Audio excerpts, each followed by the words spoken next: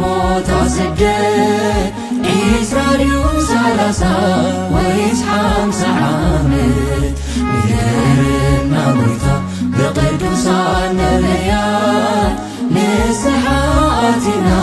ከነጥፍኦ ኃጢአት ክንደይና ክንገብር ኣብዚ ቦታ ስደት ኢስራኤል 30 ወይስ 50 ዓመት ምሕረትና ጎይታ በቅዱሳን ነቢያት ንስሐ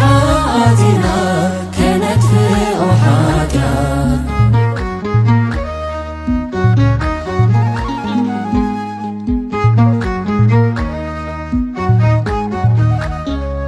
ልብና ድኾንዩ ካባኻ ርሒቑ ወይስ ልሳናዩ ምስጋና በቂቑ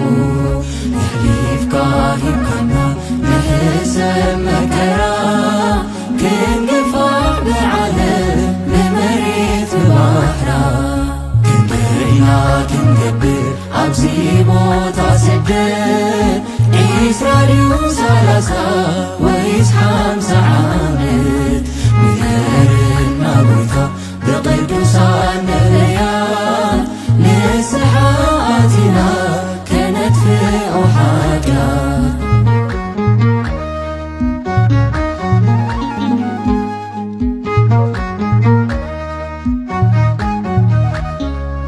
ዘይርአ ቃንዛ ልብና ዝጸሮ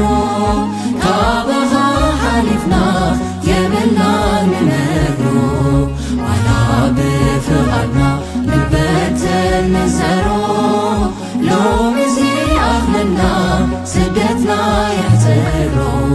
ክንደይና ክንገብር ኣብዚ ቦታ ስደት ኢስራኤል 30 ወይስ 50 ዓመት ምሕረትና ጎይታ በቅዱሳን ነቢያት ንስሐ አቲና ከነጥፍኦ ኃጢአት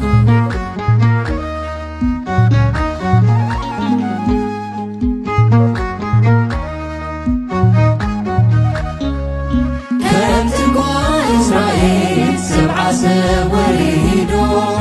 ዓዶም ዝተመልሱ በዚሖም ረቢሖም ኣብዚሕካ ኣርቢካ መለሰና ንዓዲ ኣንታርሩ ሃቦ ናይ ሰማይ ወላዲ ክንደይና ክንገብር ኣብዚ ቦታ ስደት ኢስራኤል 30 ወይስ 50 ዓመት ምሕረትና ጎይታ በቅዱሳን ነቢያት ንስሐ አቲና ከነጥፍኦ ኃጢአት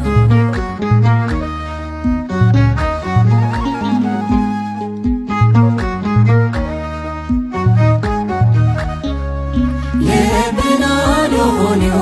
ካባኻ ርሒቑ ወይስ ልሳናዩ ምስጋና በቂቑ የሕሊፍካ ሂብካና ንሕሰብ መከራ ክንግፋዕ ብዓለም ብመሬት ብባሕራ ክንደይና ክንገብር ኣብዚ ቦታ ስደት ኢስራኤል 30 ወይስ 50 ዓመት ምሕረትና ጎይታ በቅዱሳን ነቢያት ንስሐ አቲና